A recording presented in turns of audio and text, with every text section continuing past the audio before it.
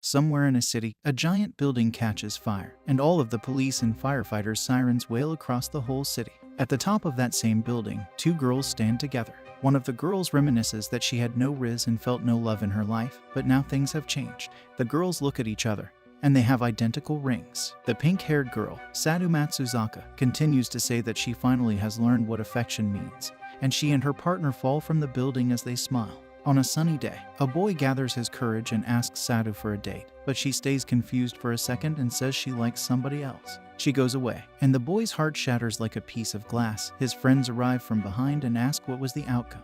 The boy told his friends that Sadu would let him have an inside experience, but his expectations fell short, and he remembers all the times he saw Sadu with her boyfriend and became angry. Sadu sees her friend waving at her, and she walks towards a cafe called Kira Cute, also known as Angel Cafe. Sadu's friend asks if those boys were shooting their shots at her. Sadu stays quiet, and her friend asks if she and him are hanging out, but Sadu says she has stopped doing this kind of thing.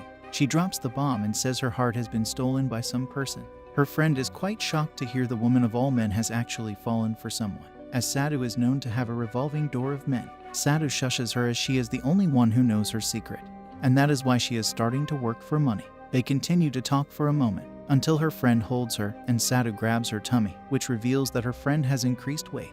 Her friend is in shambles, and she is surprised how Sadu can know only by touching her. They leave the changing room and begin to serve the customers in the cafe in catsuits, and Sadu is known to be every customer's favorite server in the cafe.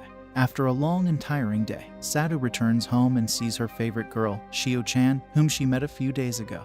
They bathe together, and after they're done with it, they head to their room. In the room, Shio and Sadu have their moment, and Shio asks Sadu for a marriage role play where she gives each other their vows. They head to bed, and as Sadu holds Shio, she explains how they need money to survive, to fill their basic needs, and buy some food to eat. Shio is the reason she wants to work hard and make money for both of them. The morning breaks and Sadu is about to leave for school, and Shio makes a sad face as she does not want her. God knows what is she to the cute kid, to leave, but she understands that she works hard because Sadu cares about her. After school, Sadu joins a new club called Princess Imperial and begins her regular training there. She returns home and talks with her friend named Shoko, who becomes jealous as Sadu starts to spend her major time at the job. She replies that she would not leave her in the dark and cuts the call. She'll do the job as long as nothing bad happens. And the next day, one of the workers named Mutsubushi gathers his balls and confesses to Sadu, but she rejects him and leaves. She becomes the star of the restaurant, and as everyone praises her, her boss eavesdrops on them. When Sadu goes behind the restaurant, she sees her boss taking Mitsubishi outside. The next day, her boss makes her overwork since it is her fault that Mitsubishi has stopped coming to work. And at night, a worker arrives and tells her that she was the one to snitch, and she should do exactly as her boss says. The situation keeps getting worse at the cafe, and Sadu continues to overwork herself as her boss throws away disgusting work like cleaning the waste droplets and other stuff. Whenever she returns home, she always sees Shio fall asleep on the main door as she waits for her to return. The bottle inside Sadu is breaking, and she cannot hold it anymore as the sweet droplets, which represent her love, begin to scatter in her mind. She is on the brink of losing her mentally stable self, and on the next day, the big day of paycheck arrives. However, when Sadu checks her payment, it does not match the hours she has worked in the cafe, and the poor girl asks her boss if there is any type of misunderstanding. Suddenly, her boss approaches her and grabs her cheeks to let her know that this is her kingdom, and she can do anything she wants to the people who do not love her. Sadu steps back and this floods her mind with a tragic childhood, and her screws finally loosen up. Sadu silently says that she saw it, and her boss is confused about what she means. However, the situation escalates as Sadu knows that her boss played with the minor, Mitsuboshi, in her room and she can smell his scent at every corner. Her boss begins to say she is lying, but as Sadu begins to confront her continuously, her boss finally says that since Mitsuboshi liked Sadu, she taught him to love through her body. As she finally confirms the act from her mouth, Sadu reveals that she has been recording all the time through her phone between her meat bags. Her boss asks if she wants to destroy her kingdom, but Sadu says she does not care about her kingdom and her love. The boss asks her why she is doing this, and she says that the way she controls herself doing her dirty work, she should have learned self-control too. What she taught Mitsuboshi was not love, but she pushed her own desires on him. According to Sadu, love is sweet like candy, and that sure as hell was not love. Her boss falls to her knees and says what should she do now? Sadu to pay her what she owes and continue the work on a regular basis. Sadu feels the presence of Mitsuboshi in the room, and as she opens up the cabinet, He is there sitting with her hands tied and mouth covered as he silently weeps, and she tells him to be careful next time. The crap show is over and Sadu returns home. As soon as she meets Shu, her mood brightens up and the guilt from her heart is removed. She puts her to sleep and thinks she has never felt love before, so she leaves the room. Sadu thinks of giving her love forever and ever to Shio as her eyes turn red with murderous intent. She enters a room where blood is sprayed all over, and there are a few plastic bags that leak blood, seemingly the limbs of someone. Sadu moves down the street, and someone sticks the flyers of Shio's disappearance on telephone poles. Sadu moves to a dark alley to throw the limbs in plastic bags. Sadu stands on a bridge and holds the bag which contains the limbs. As she remembers how her heart was filled with love when she first appeared, she holds the bag and thinks she needs to protect herself with Shio. And as soon as she loosens her grip, she hears somebody near the bridge and stops the bag from falling. She waits for a second, and when she's sure that no one watches her, she runs away. Sadu returns to her everyday life, and in school, she gossips with her friends about their love lives. The question arises, who would even kill someone in the name of love? Sadu says nobody should do that, and eats a Pocky chocolate. They continue to chat and talk about how dating a teacher would get their life set both mentally and physically. And if they ever want to date a teacher, it would be Kitamikawa. Speaking of the devil, Kitamikawa suddenly enters their room and asks for Sadu. Sadu goes out of the class, and Kitamikawa asks her why not anyone at her home picked up his call as he wanted to discuss her academics. She bluntly says she was asleep, or her aunt was outside, so nobody picked up the call. The school bell rings, and as she is about to leave, her teacher asks her if anything's wrong since he's worried about her, but Sadu says there is no need to worry. However, she does feel that someone is stalking her. She thanks her teacher for hearing her out, and then she leaves. The clouds squirt down at maximum speed as Mitsuboshi walks down the road with an umbrella. He sees a mysterious girl, who shares an uncanny resemblance to Sadu's blue-haired friend, Shoko, putting up the missing person flyers for Shio. As it rains, Sadu returns to her old job and tells Shoko about the stalker, and she asks if she's imagining it.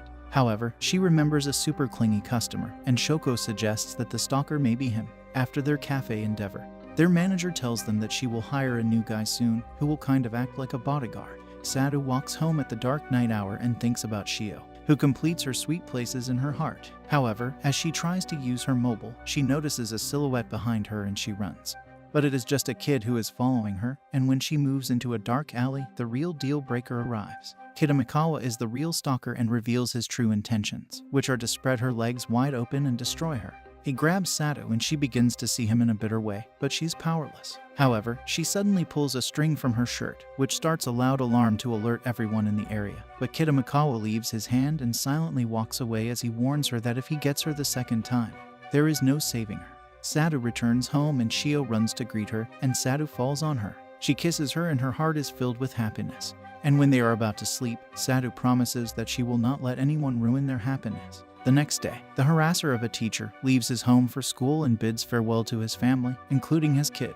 As soon as he is about to walk out, he sees Sadu at the main gate waiting for him, and his face becomes colorless. Sadu calls Kitamikawa and says she has a question. His wife greets her, and Sadu begins to undress. When his wife starts to approach him, he stands in front and leaves with Sadu. They walk towards the school and Kitamikawa wants to have a chat. Sadu asks why he looks for other women when he has a loving family.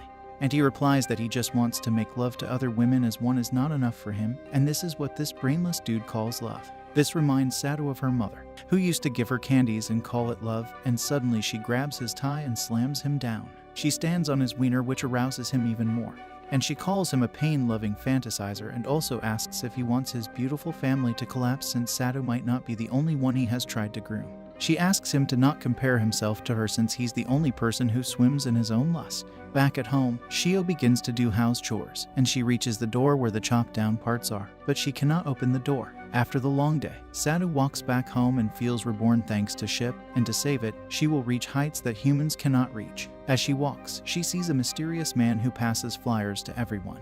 And when she lands her eyes on it, it is a missing poster for Shio, and the person is somehow related to her. She takes the person's photo and returns home. Shio tries her best to do the chores, but as she tries to pull down the clothes because of the rain, her head spins and she sees a figure before her eyes, which causes her to faint. Sadu arrives home and comforts Shio until she wakes up. Sadu asks her about the person she likes the most, and she replies it's Sadu. She feels happy, and they do the marriage role play once again. After Shio falls asleep, Sadu burns the missing person flyer and gives the limbs to Kitamikawa for disposal, and when he burns them, it smells like something rotten, which arouses the madman even more. At the night shift, Mitsuboshi joins Angel's cafe, and when he sees Sadu, he calls it a coincidence. When the manager puts her hand on his shoulder, he goes into PTSD mode and remembers what the previous boss did with him. Sadu takes her to the office, and he tells her what happened. After she leaves the room, the child maniac takes out Shio's flyer and begins to drool all over it. After the shift, Shoko and Sadu change clothes. And when Shoko's mother calls her, she tells him that she'll be eating with Sadu, and she agrees, even though she has a strict household. However, this is just the tip of the iceberg as she decides to meet with Mitsuboshi to get to know him better. The mysterious person, a boy related to Shio, bumps into some bullies after getting the flyers, and those bullies start to beat him up in a park. Mitsuboshi arrives at the scene and stops them from destroying the flyers and stops them from beating him. At the cafe, a girl talks with Sadu and says that she lives near her, and she asks if she can come over sometimes. As soon as Sadu is about to think that she might intrude on her love with Shoko, Mitsuboshi brings the flyer boy into the cafe and goes to call the manager. However, as Sadu is about to leave, the boy begins to chant the same marriage roleplay that Shio does, and suddenly she looks back. She is surprised and accidentally bumps into a cabinet, where she finds a crowbar. The Loco Syndicate picks up the crowbar and watches the flyer boy in pain as she swings the crowbar on his face. Sadu stares at the boy as she holds the crowbar in her hand. And at home, Shio impatiently waits for her. Shio starts to have negative thoughts, as the time is already past the limit when Sadu returns home, and she thinks that someone has kidnapped her for their satisfaction. Shio begins to feel uncomfortable and tries to leave the home, but she remembers that Sadu has told her to never leave the basement until she says. Suddenly, she hears someone in her head and they tell her to go outside as they will protect her, and Shio leaves the house. She tries to find Sadu throughout the whole town, but she cannot find her anywhere, whereas Sadu swings the crowbar on the boy. However, when Shio cries out and screams her name, Sadu feels something inside her and stops the crowbar right before it hits the boy. Mitsuboshi arrives and tells her that he told the manager about the boy. Asahi, the boy, sees someone in his head and suddenly wakes up. He thanks everyone in the room, and when he is about to leave, Sadu asks if he lives nearby, and he becomes scared. Mitsuboshi leaks out his charms and says he can drop him home, but he refuses the offer and leaves as Mitsuboshi and Sadu see him off. Mitsuboshi bids farewell to Sadu, and she walks home with a bitter face. She sees her average dark alley and goes inside it to contemplate what just happened. She cannot believe that she tried to kill Asahi while he was immobile, and wonders what is this feeling since it is on a whole other level. This does not resemble any type of anger or hatred, and if she loses control, she might lose her life with Shio as well, which can cause significant brain damage to her. She wants to control the feeling, and when she remembers that Asahi said the same vow that Shio says when they do the marriage roleplay, she feels jelly. To see someone she loves with someone else hurts her more than a father's belt. When she leaves the alley, she feels happy as this emotion is born due to her love for Shio. She happily moves toward home and suddenly bumps into two boys, but when they ask if she wants to hang out with them, she replies that the person she loves is waiting for her at home. She happily strolls and reaches home. In the street, Mitsuboshi continuously gathers Shio's missing flyers to tone down his addiction to kids, and Sadu uses the elevator to reach her designated apartment where she thinks Shio is waiting for her. While she is in the elevator, she thinks if Asahi gets in the way of her and Shio's happiness, she will strategically murder him. To her surprise, when she reaches her home, she uses the key to unlock the door, and she finds out that it is already unlocked. Her eyes become expressionless, and when she enters her house, she tries to find Shio everywhere, but unfortunately, she is nowhere to be found. Sadu thinks Asahi has taken Shio away from her, and as she moves through the elevator, she begins to cry and tries to find her outside. In the park, Asahi holds the flyer and remembers the time when he pushed his mother and Shio out of the home due to their circumstances. He lets them know that he will remain strong alone, and her mother leaves along with Shio as he silently lives in a house with someone he calls a devil.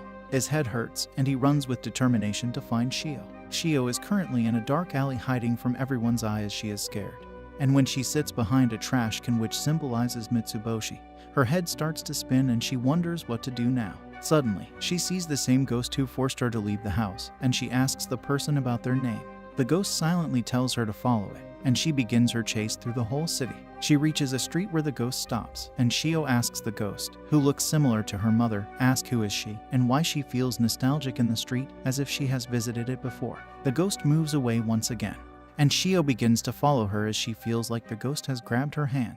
She continues to follow it for a long time until the ghost says she's almost there. But suddenly Mitsuboshi sees her and grabs her hand since he cannot believe that he has found Shio out of all people in a place like this. The pleb takes her to the park and sits with them on a bench as he becomes all red. He remembers what he wants her to do and bows down to ask her to shoo away his boo-boo. She starts to pat his head, and he tells her how his boss mutilated his body and she got away with it. When he saw Shio's poster for the first time, he knew that she was the only one who could purify him, and that is why he always wanted to meet her. He begins to cry and says he is now purified, and he tells his full name, Teiyu Mitsuboshi. Shio continues to purify him, and she remembers someone who used to ask for the same thing, but she cannot remember the name and face. Shio begins to cry as well and asks Teiyu if Sado would know about it. He asks her about her family, but she cannot remember anything. So, Mitsuboshi tells her that her family is looking for her, as they love their child, and she suddenly asks if he knows Sado too. Mitsuboshi asks Shio to stay with him until he brings her family to her. And when she holds his hand, he loses it and thinks selfishly that he will ask her for purification every day. When they begin to move, the two old bullies return and smack the living hell out of Mitsuboshi. Asahi feels endangered and stops walking, while Sado continues her search for Shio everywhere. The bullies continue to beat down Mitsuboshi until he bleeds, and Shio remembers a similar thing that happened to her mother and how her father also beat her up. Her head begins to spin as she sees blood, which causes the PTSD to kick in. Suddenly, Shio calls out for help, and the ghost of her mother arrives from behind as she looks toward the bullies with a distorted face. Shio is scared due to the bullies, and when her mother's ghost arrives from behind, she asks herself if she is her family or someone she was always close with. The ghost sits down, grabs her face, and says that she told Shio before to not let go of mommy's hand, and Shio just silently thinks if she is her mother. Her mother gets too close to her and says that she will never forgive Shio for disobeying her. Shio begins to cry and screams, which causes the bullies to stand still for a second.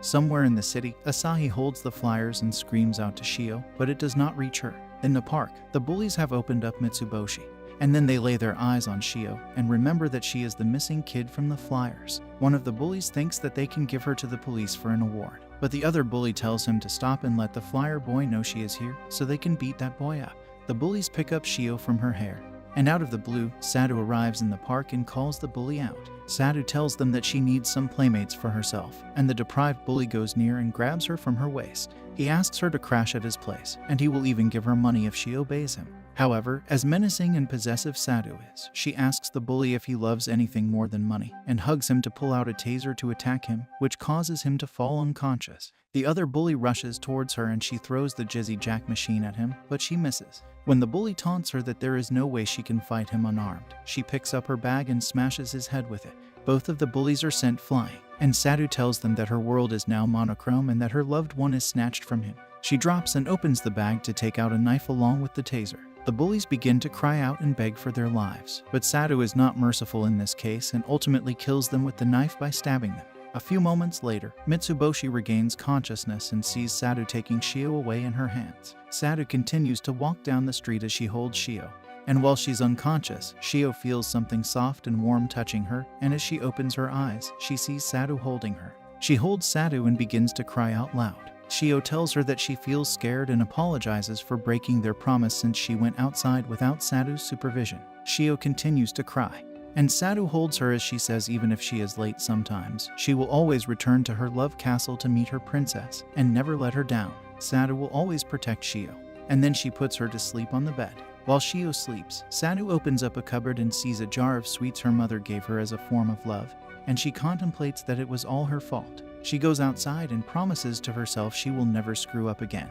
and begins to cook something outside with her toolbox. The next morning, Sado makes Shio's favorite breakfast to surprise her when she wakes up. Shio comes out of her room, and she is happier than a woman in her prime to see fried eggs and miso soup. She runs and hugs Sado to thank her for the meal. When she eats them, she is all happy and Sado feels nice to see Shio smile, but there is a hunch. When she asks her if she talked to anyone yesterday, she says no. When Sado approaches the door to leave for school, she thinks that something scary might have happened to her when she was outside. Right now, it is not the right time to dig into things, she says. Shio comes from behind, hugs her, and asks if Sado will be home late today as well. Sado sits down and says she will be home as soon as she can, and they will bathe together and talk a lot. Sado leaves and feels glad that Shio has returned, and locks the door as she leaves for school. In school, Her friends ask if she has a thing for Kitamikawa since they talk alone most of the time, but she denies the allegations and says he's just worried as she does not have parents. Sadu sees Kitamikawa through the window and stares right into her soul, which causes him to panic,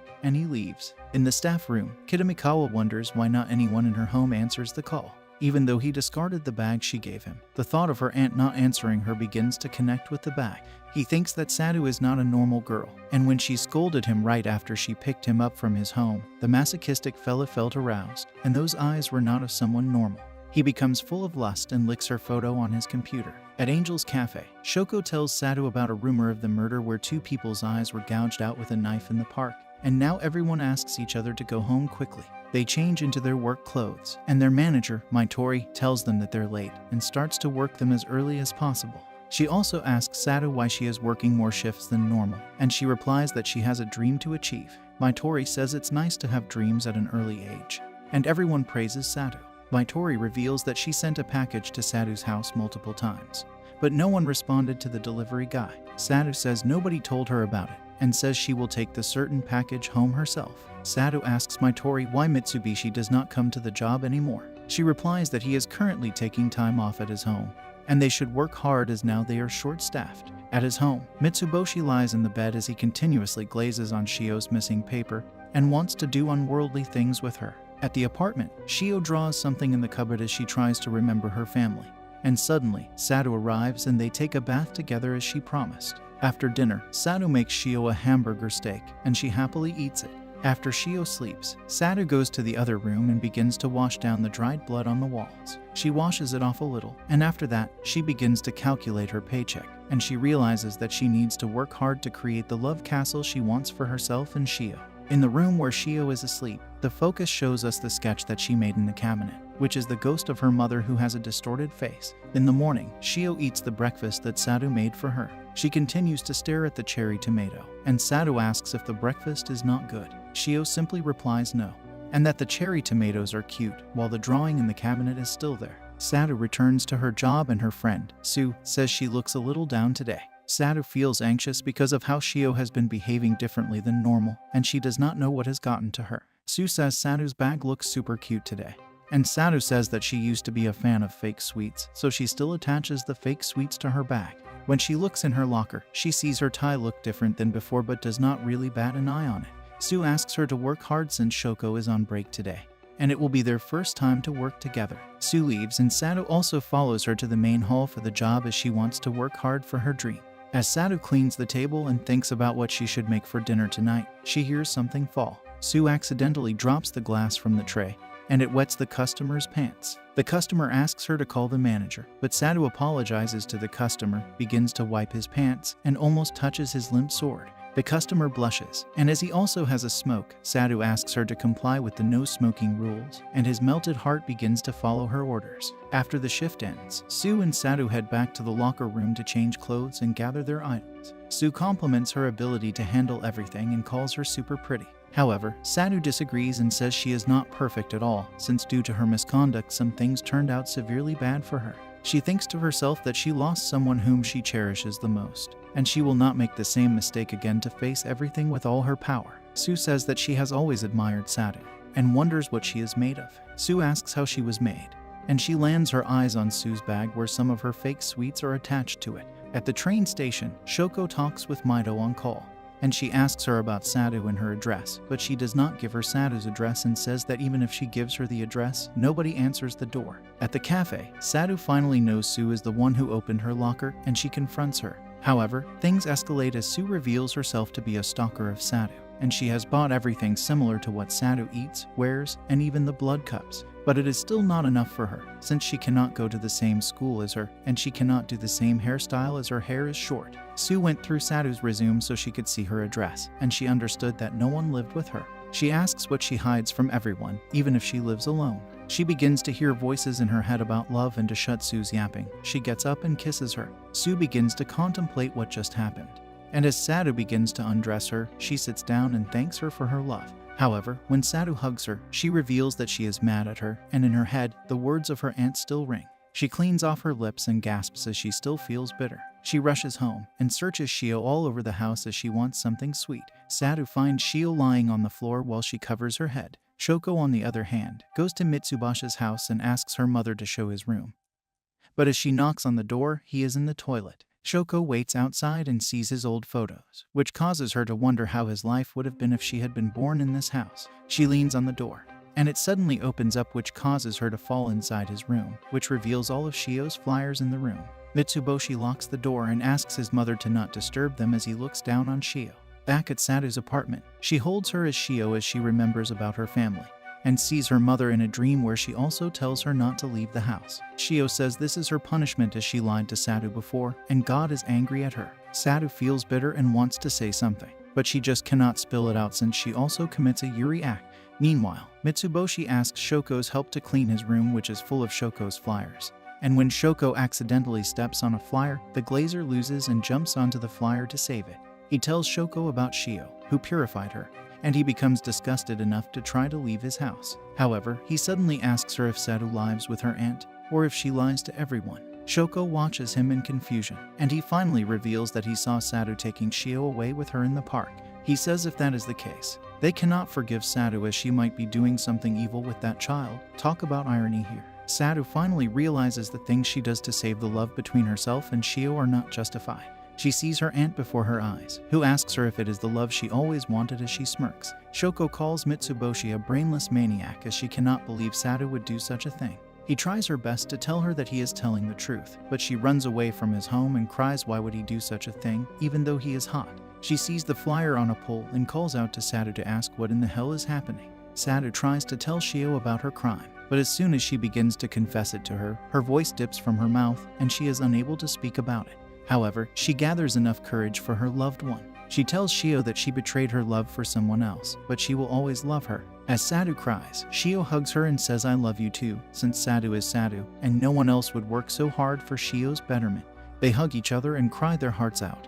And at night, they do the same marriage cosplay and vows. After Shio falls asleep, Sadu thinks it is wrong to lie about love, so she hides the other room from her as it is not a crime. She smiles and asks God if she's doing the right thing, and promises to never cloud her love life again. Shoko stands in the dark alley as she stares upon Shio's flyer, and wonders how much of Sadu's lore she actually knows, even though she's her friend. Asahi arrives from behind and calls her out, which scares her since she's a simple woman standing in a dark alley. Asahi asks if she has seen the woman in the flyer, Shio, somewhere. However, as she remembers Mitsuboshi's words, she says she has not seen anyone like her before. But when Asahi walks away, she calls him, and he suddenly falls unconscious, which causes her to panic. The next day, summer has arrived and Mitsuboshi still locks himself in the room because he is scared of women.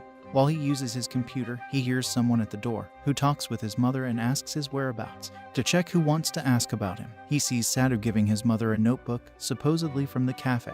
His mother goes up and tells Mitsuboshi about the notebook. He snatches the notebook away and opens it up in his room. He goes through the notebook, which is half empty, and finds a small note at the end that asks him if he wants to see Shio, written by Sadu. His balls drop, and Sadu stares at his room from the outside as Shio tells him about the guy she talked with in the park. She walks away, while Kitamikawa in the school thinks that it has been quite some time since he has been able to contact Sadu's aunt. In the end, he certainly believes the bag she gave her for disposal was her aunt's limbs, but he needs solid proof to make an accusation this serious on a student. He begins to drool all over her picture again and wonders what face she will make if he gets the evidence. Sadu returns to her cafe, and Shoko asks her why she's late. She reveals that she has asked Maitori to give her a late shift. Maitori thanks Sadu for arriving for the shift and confirms Mitsuboshi's situation to her, which causes a certain shock to Shoko. When Maitori leaves, she also reveals that Sue has stopped coming to work as well. Sadu says it cannot be helped in her case, and Maitori leaves. Shoko asks Sadu if her intimacy with her boyfriend is normal, and she blushes. They move down to the restaurant for their shift, and Shoko silently watches Sadu. When Shoko leaves after her shift, she wonders how she used to spend time with Sadu, and she was her only friend with whom she felt attached. Sadu and Shio comb each other's hair at their apartment, and Shoko visits the park to meet Asahi. To her surprise, the blue-haired player plays the bench with lava with benches as he sleeps on the ground every time. Shoko calls her out and gives her a bun since he is hungry. She scolds him for sleeping on the ground again and asks if the girl on the flyer is her family. He remembers the time in his home and calls Shio his family's irreplaceable moon. While they used to live in the same house, Shio used to shine upon their family, even if the conditions were degrading. Asahi's mother leaves the house to save herself and Shio. While she apologizes to him as she could not protect her from the boxer in the house, Asahi tells her that she has always protected him, and there is no need to apologize. His mother grabs him as she holds Shio in her hand, and sings the infamous vow that Sado and Shio speak to each other every night. His mother leaves with Shio, and he bids them farewell at the door. However, the domestic abuse enthusiast grabs Asahi and throws him back and begins to beat him. As he tries to defend his mother with words, he beats him up and calls his mother a good punching bag. After he beats him, the man grabs Asahi and decides to check how much pain he can endure. So, the soulless man decides to grab his nail and pulls it out, which causes his finger to bleed. He sends him out to buy some booze, and if he does not return early, he will hit him again. When he buys the booze, he tries to return home and falls midway as his fingers hurt, since his so-called father has pulled out all of the fingernails. Two women near him begin to talk about how her mother left the family with her daughter, and they begin to judge Asahi. Asahi overhears them and tells them that they do not know anything about their mother and that they shall stop bad-mouthing her. The women hear Asahi, and they leave the place. He wonders and cries for how long he has to endure it, but for his mother and Shio's sake, he endures it. After 5 years of torment, his father suddenly dies, and he runs free like a bird to meet Shio and his mother. However, when he reaches their home, he witnesses her mother's self die, and he runs away with Shio. In the present, Asahi gets up and runs away, and he asks Shoko to let him know if she finds anything related to Shio. Shoko receives a call from her mother, but she does not pick it up as she thinks that if she believes Mitsuboshi and becomes suspicious of Sado, she will lose her best friend. The next day after school, Sado meets Shoko in school and asks if they can hang out together as it has been a long time since they hung out last time. Shoko agrees happily and they visit a mall to spend time. They see a nail salon, and Shoko asks her to get her nails worked on since she has not been taking care of them. After their salon session, they move to another shop to drink juice, and Shoko finally breaks the ice and asks Sado why she lies about having a boyfriend. Sado remains confused for a moment, and Shoko asks her to remain totally honest with her as she considers her a best friend. Sado smiles and says she cannot tell the whole truth about herself because if she gets involved with her, she will face the consequences. Sado ends the conversation as she calls Shoko a good girl, and she shall stop asking her the questions. Shoko becomes quiet, and now she is scared because Sado might break their friendship if she tries to pry in more. However, she loses it and confesses her love to Sado. But Sado says she never thought that Shoko would say something like this to her. Shoko begins to cry as she did not expect this reply from her after pouring her whole heart into that confession. Sado sees her and says since they're best friends and as she has been so upfront with her, she agrees to tell her the truth. Shoko hugs and thanks her for the acceptance, and Sado asks her to come to the apartment first. They leave happily, while Kitamikawa watches them walk from the mall. Kitamikawa sits and tries to think about what actually happened when Sado killed her aunt. He makes up a situation in his mind where Sado's parents died when she was a kid, and she grew up without experiencing a love bond between people. So, to find love and affection, she dated multiple boys to feel loved, but no one was able to steal her heart. However, when she found her one and only love, her aunt was against her and said that she would never forgive her. As her love was criticized, she murdered her aunt, although this is Kitamikawa's wild imagination. He thinks that he is not that far from the truth. He thinks that he should be the only one to know about Sado's secret, and he sees Shoko and Sado walk out of the mall. They walk towards Sado's home, and Shoko decides to call her mother to let her know about arriving home late. She does not know that Sado lives that close to the cafe, and she replies that it makes her feel motivated as the distance between her apartment and the cafe is convenient.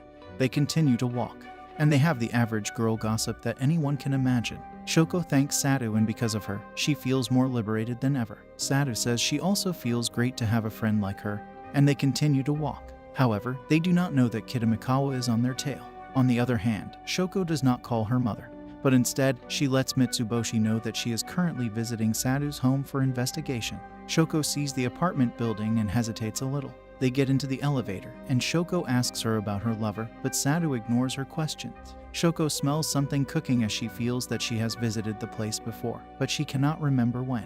When they reach the floor, Sado and Shoko see the police outside her room for investigation, as somebody tells them about the fishy smell leaking from her room.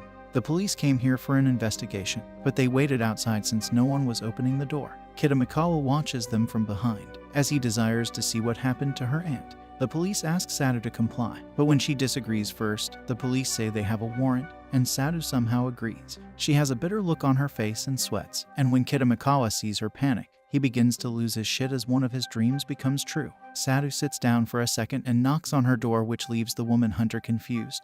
And suddenly the door opens, defying all possibilities. Sadhu's aunt opens the door, and Kitamikawa becomes mentally deranged to see her alive and wonders what was in the bag. Her aunt has the same expressionless look as her. The police ask her aunt why she did not open the door even after they rang the bell multiple times, and Sadhu knows the real deal on how to call her aunt outside. Sadhu threw a pair of keys to cause a juggling noise, which is a sign to call her aunt out of the hellhole.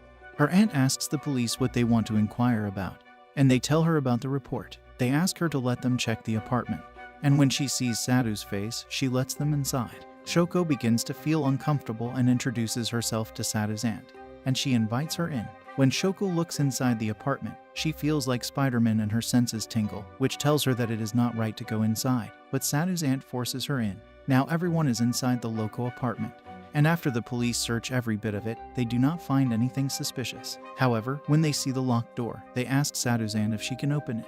She stops them from opening it and claims that there is some trash inside the room, which is why it reeks. They look unconvinced and try to open the door anyway. Sadhu's aunt tries her best to stop them, but they simply ask her to step back. They break down the door and find nothing but some rubble with a cloth that somebody uses to sleep. Shoko is left in shambles as the aunt stares into her soul, and it makes her ask Sadhu if she actually lives in a place like this. After a few moments, when the police complete their investigation, they arrive at the main door to leave the apartment. When the police tell her to clean the place as it is not sanitary for kids, she begins to laugh. The police ask what's so funny, and suddenly, Sadhu's aunt grabs the policeman and asks multiple uncomfortable questions, including if he ever wanks his jack alone. He becomes uncomfortable and raises his hand to slap her, but stops as soon as it reaches her face. She asks him to hit her, but when he hesitates, she jumps on her and begins to play with his feelings. She breaks all the limits and asks the police to make her his semen dumpster. The police duo gather themselves and run away from the psychotic idiot, and her victim watches her as he runs away. She returns inside and asks Shoko if she needs love too. She grabs her face, but Sadhu stops her by standing between them and tells her aunt that she will never change. She smirks, and Sadhu takes Shoko outside of the apartment as her aunt stares at them. They reach an alley, and Shoko screams who the hell was she, and why did she suddenly start to talk about love. Sadhu leaves her hand and says that is her aunt, who accepts anyone's love and their conditions, whether it's violence or any type of wrestling position. In the end, Sadhu asks Shoko if she still wants to be her friend, but she refuses to say anything. Sadhu apologizes for the surprise and asks her to be the same friend at work and leaves. Shoko begins to cry as she still wants to help her, but her half-assed courage only gets her so far. Sadhu returns to the building and remembers how people used to call her a maniac too whenever they saw her aunt. Nothing new to her. She knows that Kitamikawa is following her, and she tells her to never do it again. If he ever follows her again, she will never give him the treat as she holds him by his tie, and he leaves. When he leaves, Sadhu moves from room 305, which is her aunt's room, and moves toward her own room, which is 1208. This abruptly reveals that Sadhu lives in a different apartment from her aunt's, and that is how she managed to dodge the bullet. She reaches her room, and when she sees Shio, her mood brightens up. She tells her that she visited her friend, and Shio asks what is her friend. Sadhu holds her and thinks that as long as she has Shio, it is enough for her. A few months ago, on a stormy night, Sadhu arrived in apartment number 1208 all wet, but the umbrella soaked half of it. When she enters the apartment, she feels alive and asks the owner, supposedly his boyfriend when she was a manhunter, searching for love through all of the city. She feels surprised to see an apartment this clean. And the man, whose face we cannot see except some voice graphs, tells her to go and take a bath. She asks him if it's fine, and she heads into the shower to get herself wet. After a few minutes, she comes out and feels refreshed. The owner gives her his shirt for the night, and she wonders if he lives alone in this big apartment. Sadhu sits down on the floor and says she will pay him back for helping her. The owner seems mentally sane and asks her to become a model for his art. He leads her to his art room and tells her to sit down on the atelier. She sits down and asks if she has to reveal herself as a whole for the art, and he nods. She sits down, and he begins to sketch her on his big page. Sadhu begins to complain that she does not know how to sit normally, so she sits still. As he draws her, she asks if he does not want to do sheet wrestling, but he denies it and she calls him a peculiar one. After a few minutes, the man begins to smoke and asks her what her dream is. She sort of has, and she doesn't. She inquires about his work, and he calls it making a counterfeit replica, which is a fraudulent way to earn money through art. Sadhu says it's fine until the viewer thinks it's real, and he calls it a day. Sadhu leaves, and the next day, she returns to the same apartment for another sketching session with the owner. She stretches herself out and says it is hard even to sit in a single place for long, and asks him why he wants to use her as a model. The owner says he doesn't know and continues his sketch while she cannot understand multiple things after he completes the base sketch. He tries to give her a handsome amount of money, but she denies it as she desperately looks for love and only becomes his model when he lets her inside the apartment. The next day, the man paints the sketch, and Sadhu asks if he knows about the meaning of love. However, he says that he knows, and Sadhu asks him to teach her since even if she gets into the beds of men, she cannot feel love. She thinks that she's incomplete, but the man roots for her and wants to complete the missing piece inside her. Sadhu comes near him to see the sketch's progress and is amazed at how it turned out. She calls herself not that pretty and makes an indecipherable emotion that the owner cannot understand. The next night, she finds Shio in the rain and brings her into the apartment. She asks if she can give a bath to Shio and sees his painting fallen on the floor. The man begins to feel jealous as he has not seen happiness like this before whenever she's with Shio. He likes it when Sadhu cries. And now Shio has arrived to create a boundary to his satisfaction. As he silently approaches Shio, Sadhu notices it smacks the living hell out of him and ultimately murders him. Sadhu thanks him as if it was not for him. She could have never learned the phrase that love has no boundaries, and her love for Shio caused her to murder him. In the present, after Sadhu's aunt incident, Matsuboshi runs to stop Shoko from entering her apartment, as he's scared that Shoko will fall in love with the child. He falls, and when he gets up, he asks himself what is her problem. And for only her safety, he runs out of his house. He remembers when he saw Sadhu taking Shoko away in the park when the bullies ripped open his ass and he fell unconscious. He thinks about what she should gain from it and concludes that the reason she kept visiting his house was that she heard his name from Shio's mouth. Suddenly, Matsuboshi receives a message from his mother about his well-being, as she's worried about her. He apologizes to himself and decides to face the trauma like a man. However, as soon as an old woman touches him, he falls and runs away with his tail between his legs, as it reminds him of the moment when his boss played with him. He continues to run down the alley until he sees a poster of Shio and begins to breathe into it. As he calms down, he thinks about his future and how with the help of the flyer, he can overcome his fear of women and make good friends. After he settles down, Sadhu arrives and blows his balls off as she asks if he wants to meet Shio. In the park, Asahi sees Shoko cry and calls her out to ask what happened to her. As Sadhu confronts Matsuboshi, he says that he wanted to talk to her for a long time. But she begins to act creepy and tells him about how Shio feels and how she cannot control herself when she sees her. Matsuboshi begins to lose it, and when Sadhu tells him about someone who wants to destroy their friendship, she asks for his help to get rid of that person totally. He begins to cry out and says he has now become a decent person and does not want Shio's head patted, when he begins to say that her problems are not his problems. But as soon as she throws Shio's sock on his face, he becomes mentally deranged and sees himself in paradise with Shio. In the park, Soko tells Asahi that she hurt her friend, and begins to cry as she thinks as a human who does not deserve to live. Asahi holds and tells her that good people always blame themselves, and he pats her head. She stands up and becomes happy, which lets her expose her real feelings as she tells him that he makes her feel motivated and that he should continue to be positive as well. Sadhu and Mitsuboshi sit in a diner, and she tells him the details about the boy who keeps looking for Shio. However, she does not want to have any type of interaction with him, so she asks Matsuboshi to lure him out far away to a different prefecture and get rid of him. Matsuboshi thinks that how can she be so calm, yet so dominant? This causes him to ask why she lives all gun blazing when she can live a peaceful life.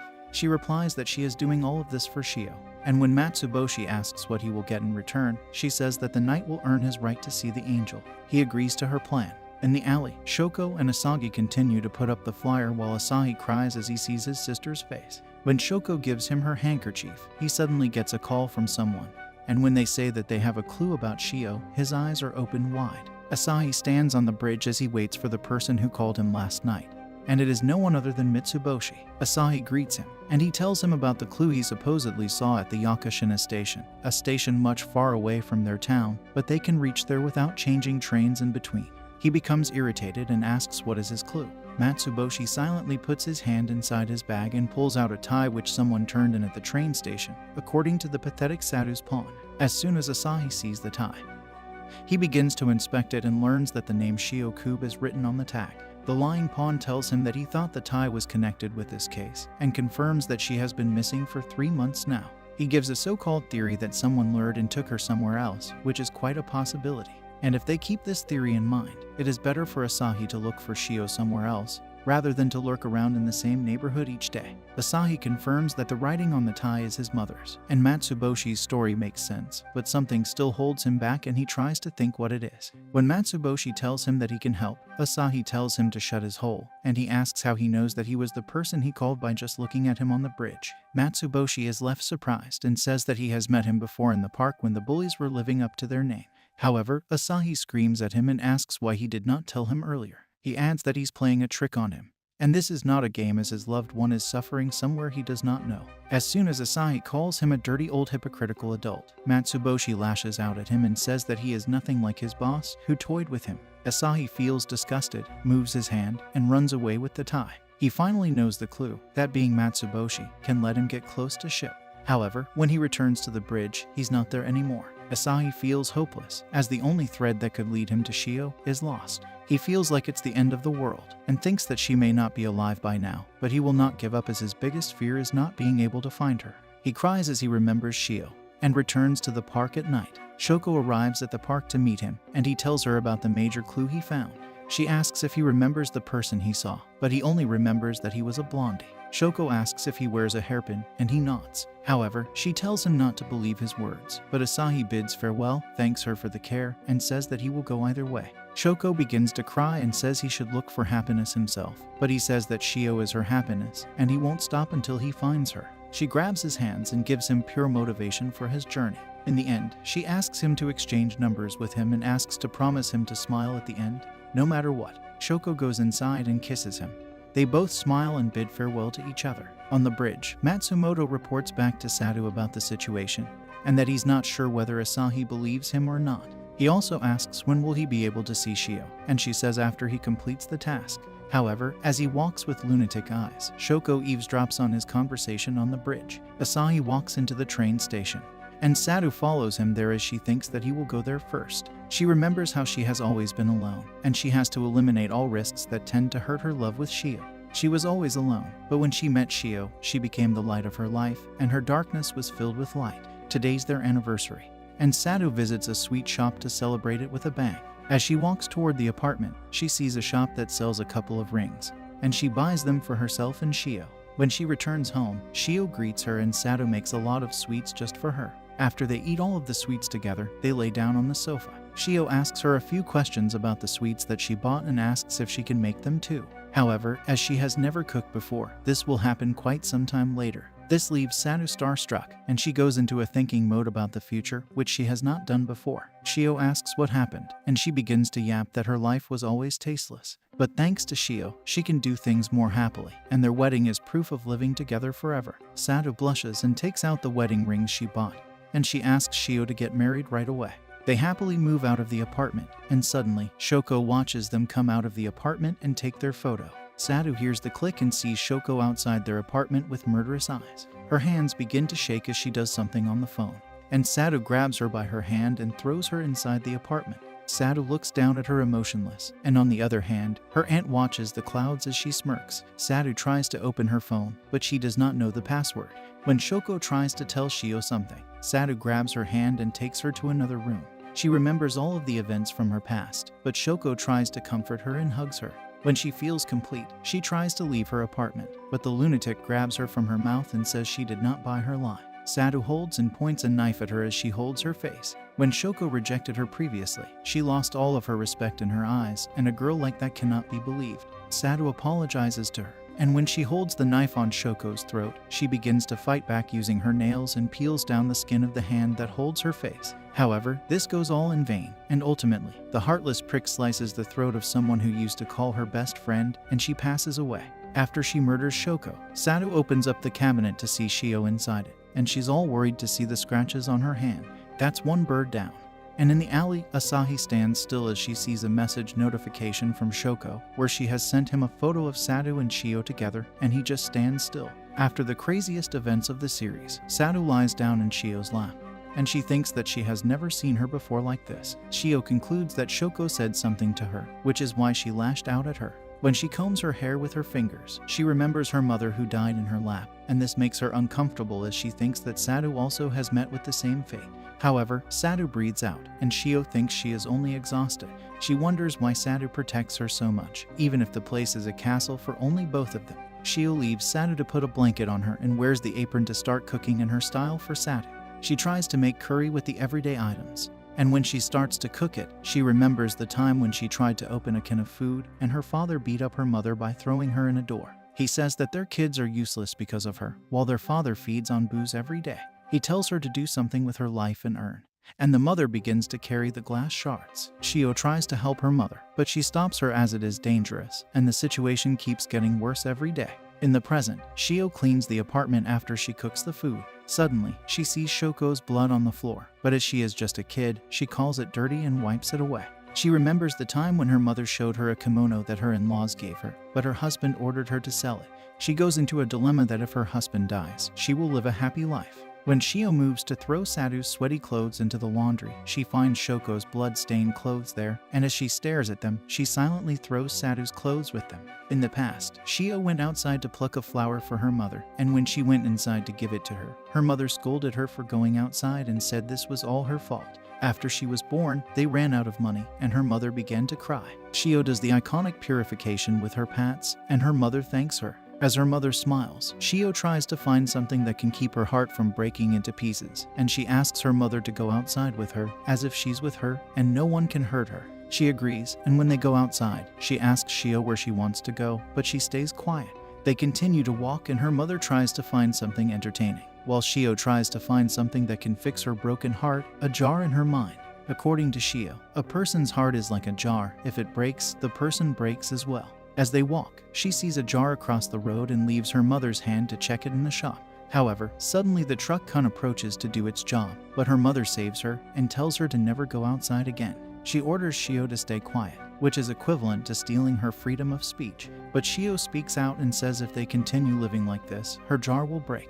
However, she neglects this and screams not to spill nonsense like this ever again as her jar cracks even more. Shio talks back and says things will not change if she does not change herself, and her mother slaps the living shit out of her. When she realizes what has she done, she bows down and cries, and her jar breaks. It rains, and her mother suddenly takes her outside. Little Shio asks where they are going, and when they reach a certain place, her mother pushes her away and tries to walk away alone. Shio stops her and cries out that she will do anything she wants. But her mother's face becomes distorted, which feels familiar to her ghost, and she tells her that she does not need her anymore. In the present, Shio looks at Sadhu and says they have to live together forever. When she puts her head on hers, she feels hurt as her jar begins to crack, and she understands that she is always being hurt. Sadhu suddenly gets up and asks Shio where she wants to go, somewhere like the Northern Pole. However, Shio does not want to abandon their castle, which was made for them to live happily ever after. However, when Sadhu stays quiet, Shio brings her the curry she made, but Sadhu asks her not to worry, and she is worried as a dirty thing comes inside the room. Sadhu opens up the towel to reveal her majestic guns and hides Shio in it. Sadhu asks her to smile, as it can help her to do anything, and she will protect her smile no matter the cost. Shio pushes Sadhu back and asks what she is to her. When Sadhu tells her that she loves her more than anything in the world and she does not have to do anything for her, Shio feels like she's her doll, and there is no point in staying here. Shio runs outside of the room, and Sadhu tries to follow her, but slips on the towel. She wonders what she means by that. She goes out of the room and tries to look for Shio. She knows that she has not left the room, and tries to call her out from the room where she hides and confesses all of her mistakes. However, Shio says that she hates Sadhu, and her world is left in dust. She lies down and begins to shake as Shio's words begin to spin in her head, and she feels despair since she does not have the sugar in her life anymore. She just lost her reason to live and remembers the time when she met Shio in the rain, right after her mother left her. Shio felt that Sadhu's jar was empty, so she gave Sadhu a head pat and fell for her. Shio comes out of the room as she does not want to be alone too, but she does not want to just smile like it's her job, as she worries about Sadhu's well-being. She asks Sadhu to let her fight her demons together, and she hugs her. Sadhu begins to cry and her heart is full of sugar again. She asks Shio to run away from this place and prove their love together. While the time they spent here was much shorter than the time Shio spent with her mother, it was a nice experience. Shio goes out on the balcony and screams her heart out. But when she thinks that she does not need her mother anymore, she hears Asahi's voice in her ear that tells her not to say things like that. When she looks back, she does not see anyone, except the wind which slightly moves the curtains, and she wonders who that is. On a starry night, Asahi walks into a museum with a baseball bat, and for him, nothing changes even after having a positive mindset as he hopes to see the light at the end of the tunnel. His ray of hope just got farther away, and the darkness still haunts him. Since the bozo cannot change anything, he decides to stop, and when he tries to call Shoko, she does not pick up the phone as she has been murdered. Asahi looks at the picture of Shio and Sadu that Shoko sent him. Meanwhile, Mitsuboshi lays down in his room, until he suddenly gets a call from Asahi, and he becomes distressed. Mitsuboshi runs outside and wonders why Sadu said that Asahi had left the city from the train station. Sadu wakes up in the apartment and sees Shio asleep with her. While she tries to sleep, Mitsuboshi tries to run towards Sadu's apartment to warn her, but when he thinks about becoming Shio's knight, however, Asahi swings his bat on his head and he falls unconscious. When he wakes up, he finds himself tied up in the woods. When Asahi greets the brain-dead PDF file, he loses all of his senses and becomes shocked. Asahi sits down and asks about the pink-haired girl in the picture, that being Sadu, if she is the one who helped him with Mitsuboshi. He gasps, and this gives Asahi the green light that Mitsuboshi always knew about Shio, but he never told him about it. However, when Asahi gets up, he takes the tape from his face and tells her everything about Sadu, but he does not know her address. He further reveals that he lied to him as Sadu told him to do because if he did, he would be able to see Shio. Mitsuboshi makes a disgusting face as he utters Shio's name, and asks Asahi to let him help to find Shio together as they have the same goal. However, he stands quiet and harder than the rock and suddenly swings down the bat on him. But Asahi is not heartless, and he hits the bat on the ground, just near his feet. He calls him a dirty adult and orders him to find Sadu's address at all costs. He sits down, grabs his hand, and tells him how he knows about the pain of ripping nails off, and when he begins to do the same with Mitsuboshi, he feels pain and says that he will follow his order no matter what. He frees him, and Asahi tells him to become his loyal dog, and he runs away to find Sadu's address. In the morning, Sadu wakes up and feels refreshed for her big day, that being to get out of the city with Shio. She remembers all of the bad things that happened to her here and gets ready. She goes outside of her apartment to visit her aunt. And to call her out, she drops the keys on the floor, signaling the safe sign. Her aunt opens the door, and she asks what happened with a smile creepier than Pennywise on her face. When Sadu enters her room, she reminisces about the time when she first entered her room and how she taught her about love in her way. The young Sadu sees her aunt bringing a man into the apartment, and she goes outside the room. The man begins to wrestle with her, and when she comes out, she's all beaten up. Sadu asks what happened, and she says nothing happened as if she is Spike Spiegel from Cowboy Bebop. She calls it a form of love and tells her about love in the form of a candy jar. However, this made the heart in Sadu's hole much bigger. In the present, Sadu confesses about her murder to her aunt, but she doesn't care as she calls it a form of love as well. However, Sadu tells her that the love she knows is wrong. Sadu always wanted to experience love, but since nobody could see it, she finally experienced it after finding Shio. She calls it something sweeter than sugar, but she criticizes it again since she's just a kid and she has no responsibilities. Her aunt tells her to get old and then do the acts of love the way she wants, as it will give her the independence of intimacy. She silently sits and listens to her aunt yap about love, which means dirty things in her mind. When her aunt calls her a cute kid, she slaps her away and lectures her about how wrong she is about her love. She grabs her aunt by the collar and asks her to take responsibility for doing this to her. She throws her on the chair, and she begins to smirk. She asks Sadu to let her see her love unfold until the end, and she wants to see what happens to her. As soon as Sadu is about to leave, her aunt asks her if she killed the bird, Shoko. Sadu is left shocked, but she lets her know that she will not do anything if she lets her help her. Sadu returns to her room quietly and hugs Shio as she sleeps. At Angel's Cafe, Mitsuboshi returns, which surprises Maitori, and she feels happy to see his old employee. She tells him about the current situation at the cafe, but he apologizes because he cannot help her. She says he is more than welcome to start tomorrow. And when she leaves the room, he begins to carry out the registers to filter out Sadu's address. He finds it and takes a picture of it. Mitsuboshi runs away from the cafe. And when he remembers how Asahi treated him, he says that he won't take orders from him and smirks. Shio and Sadu are in the car park, and suddenly her aunt becomes fast and furious, which almost kills them, but she's here to help them escape. She gets out of the car to greet Shio.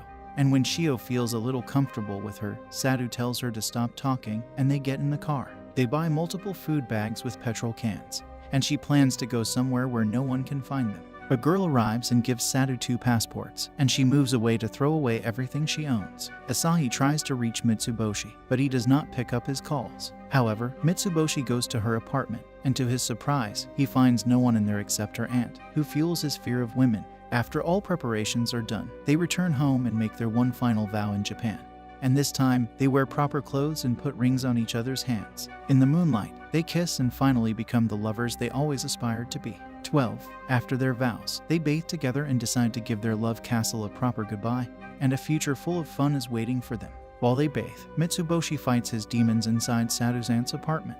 She is on top of him and tells him that she will suck all of the white thick stuff out of him. Mitsuboshi faints, while Asahi continues to call his phone, but there is no way he will get a response now. Before Saru leaves the apartment permanently, she goes inside the murder storage room to see Shoko's body undressed and tied up to a chair. Saru sits down and takes off her ring to keep in a piece of cloth, and dresses up Shoko's dead body to leave the traces of her past, so it won't haunt her in the future. When she's done, Shio knocks on the door, and Saru goes outside. However, she forgets the ring in the room, and she goes out to see Shio. Her aunt stands beside Shio as she gives them a pile of money. Saru bids farewell to her aunt, and she goes away with Shio as her aunt watches them walk away.